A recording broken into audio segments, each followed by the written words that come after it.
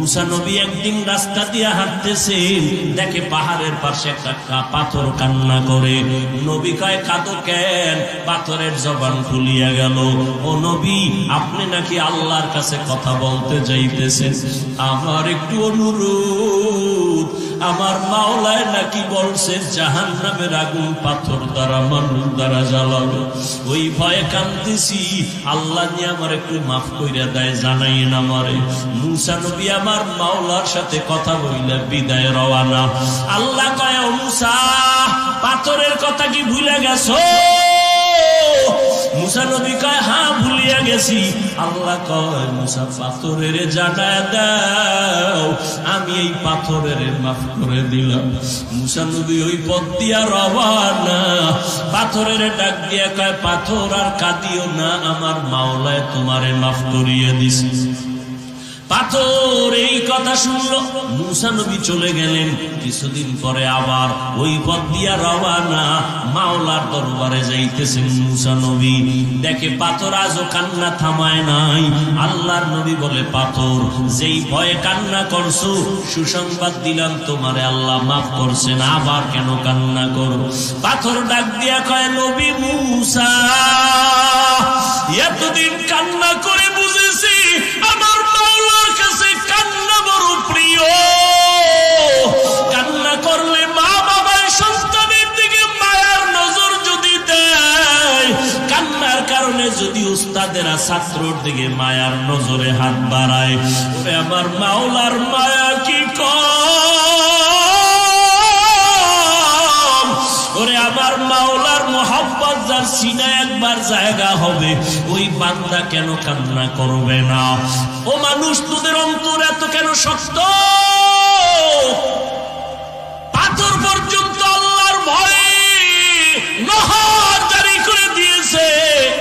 পাথর, কিছু কিছু পাথর আছে এমন পাথর, আল্লাহর ভয় টপ টপ করে পানির ফোঁটা পড়ে, ওরা কান্না করে, কোরআনের আয়াত। আবার কিছু পাথর এমন আছে যেই পাথরগুলো আল্লাহর ভয়ে শুধু লাফাইতে থাকে।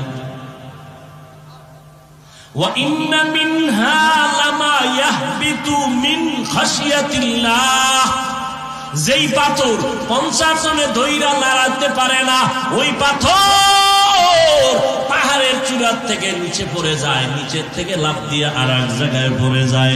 পাথর যদি আমার মাওলার ভয় লাফাইতে পারে, ওরে মাওলার যারা আশিক, জাহান্নামের ভয় কেন লাফাইবে না? ওই কপাল পোড়ারা বুঝে না। এই জন্য আমি ঢাকায় সেদিন বলেছি, তোমার সাথে তর্ক নাই, আল্লাহওয়ালাদের বয়ানে বসো, তখন আর জবাব দেওয়া লাগবে না, তুমি নিজেই বুঝবা মাওলার আশেকরা কেন চিৎকার দেয়, লাভ দেয়।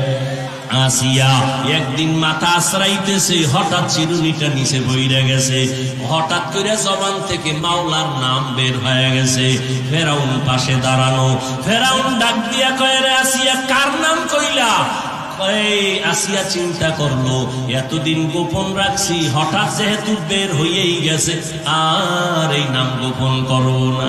আসিয়া ডাক দিয়া কয়, ফেরাউন, আমি আমার মাওলার নামের উচ্চারণ করেছি। বলে, আমারে মিশরের সবাই খোদা বলে, তুমি আমার কোন খোদার নাম নিলা? বলে, আমি ওই খোদার নাম নিলাম যেই খোদা তোমারে বানাইছে। মুসা নবীর আল্লাহ, আমি আসিয়ারও আল্লাহ। ফেরাউন বলে, খবরদার, আর একবারও নাম নিবা না। বলে, তুমি আমার কল্লা নিতে পারো, আমি মাওলারে দিতে পারবো না। আমার মাওলার মোহাব্বত আমার অন্তরের মধ্যে জায়গা নিয়ে নিছি। এবার ফেরাউন কয়, রে আসিয়া, আমার কাজ যে মাওলারে ফাঁকি দেওয়ার কোনো কায়দা নাই।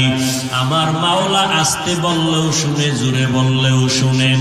ফেরাউন শেষ পর্যন্ত আসিয়াকে রশি লাগাইয়া ফাঁসির মঞ্চে নিয়ে যাবে শুলিবিদ্ধ করার জন্য। যখন রেডি হয়ে গেল, আসিয়া কান্না করে আমার মাওলার কাছে। ওই পথ দিয়া মুসা নবী হাইটা যায়। ও নবী মুসা, আমার জীবনের শেষ বেলায় চলে আসছে, আমারে ফেরাউন ফাঁসি দিবে, শুলিবিদ্ধ করবে। একটু বলেন আমার মাওলা আমার উপরে এখন বেজার না খুশি? মুসা নবী কয়, রে আসিয়া, আমার মাওলা তোমার উপরে এখন খুশি হয়ে গেছে। আসিয়া এই কথা শুই না চোখের পানি ছেড়ে আসমানের দিকে হাত উঠাইয়া বলে, ক্বালা রব্বি ইবনি লি ইনদাকা বাইতান ফিল জান্নাহ। ও আল্লাহ, বেঈমানের ঘরে আমি আসিয়া, যেই ফেরাউনের এত টাকা, এত সুন্দর রাজপ্রাসাদ, এত ঘর, কিন্তু আমি আসিয়ার থাকার মতো একটা ভালো রুম আজ হলো না। তোমারে আমি মোহাব্বত করার কারণে আমার খানা টেবিলে আছে, কিন্তু আমারে খানা দিল না। ও আল্লাহ, ঘর নাই, আমি কষ্টের জীবন কাটাই। ও আল্লাহ, দুনিয়ার ঘর আমার লাগবে না, তোমার কাছে অনুরোধ, তোমার পার্শ্বে জান্নাতে আমার একটা ঘর বানাইয়া দিও। আসিয়া কান্না করে। হঠাৎ করিয়া ফাঁসির মঞ্চে যখন নিয়ে যাবে, আসিয়া হাসি তামাশা শুরু করলো।